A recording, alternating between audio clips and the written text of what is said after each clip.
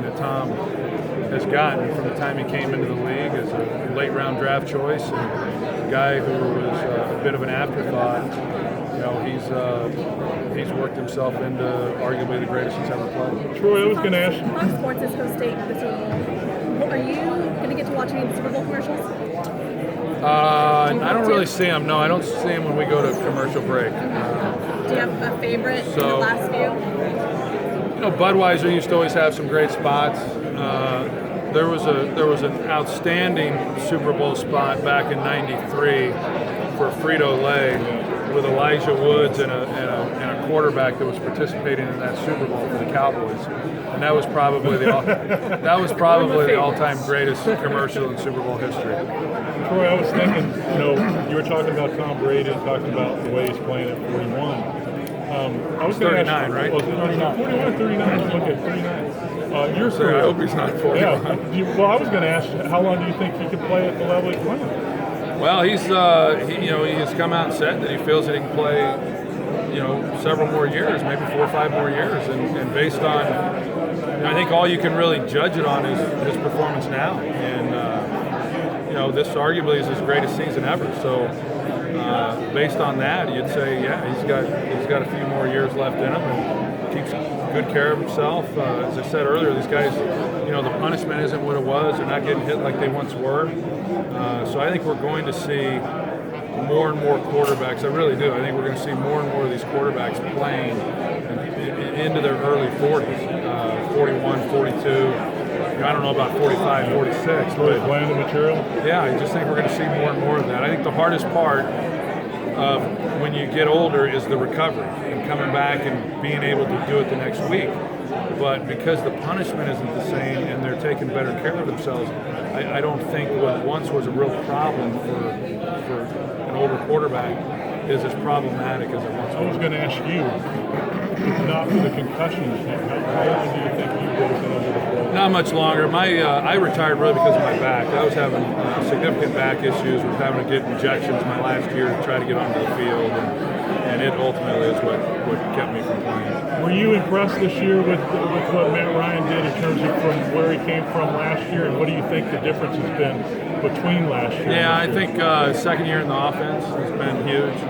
The players they got around him, Mohamed Sanu and Taylor Gabriel, really fine compliments to Julio Jones. Of course, the 2 running backs that they've got. I just think that, and then I said earlier, the offensive line, those guys haven't missed a start.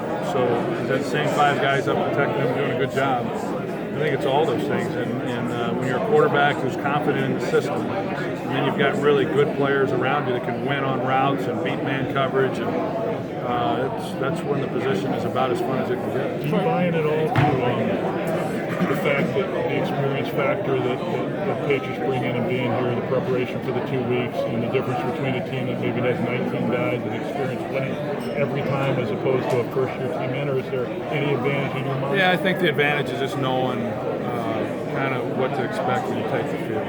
You have an idea as to what's going to happen, kind of the long wait leading into the game, the long halftime that takes place, the emotions, how your body's going to react to that. I think you have all those things that are in your favor. But beyond that, I saw something this week that playoff experience really has had no impact on who's won these games. The less experienced team has won more than they've lost. Troy, what did you think of the Rams hiring Sean McVay?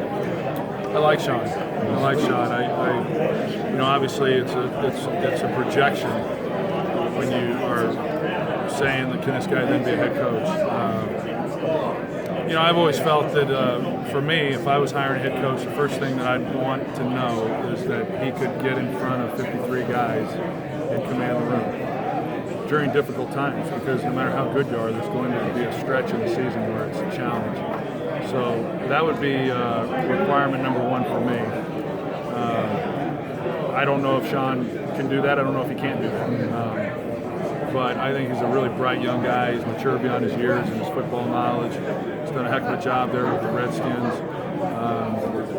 And I wish him well. He could be one of the real young up-and-comers, and I hope that he is. Troy, are the Cowboys a pass rusher away from getting over that hump, getting over the Packers? Well, I think they're in need of a pass rusher. that's been an area that they just have not been able to get much consistency at. But I mean, that would really help them. They've got a lot of weapons on offense, a lot of different ways that they can attack you. And defense, they got some good young players, but they need to be able to get pressure on the quarterback. That's the name of the game, you know. Having a great quarterback and then someone who can disrupt the opponent's quarterback. And so they haven't been able to do a good enough job of that. That'll certainly, I would imagine, be a point of emphasis for them. Do you think that Charles Haley level of player that you guys had is that level of player available in free agency or the draft? Do you think? If he's available, what? Do you think that level of player is available currently? I don't know. I mean, there's going to be some pass rushers that are worthy. Now it's a matter of whether or not they can go out and get one of them. But yeah, there's always going to be a handful of top pass rushers that you try to go out and get. What do you think of Jared Goff rookie season? And what do you think he needs to do kind of moving forward? Yeah, I didn't see enough of him. We had him one time this season. He didn't play in that game. I think that the most improvement comes between your first and second year. Now he'll go into the offseason knowing the demands of the job, physically, as well as how he then needs to, what he needs to know to have success against these defenses. I think that will really help him. But he's got to immerse himself completely in the offense. He's going to be learning a new offense and get with McVay and put the time in. This will be an important offseason and one in which I wouldn't imagine one where of course they got different rules now, and I don't know what these guys are able to do, but I would have to believe that he's going to be spending a lot of time there in Southern California just digging into it as deep as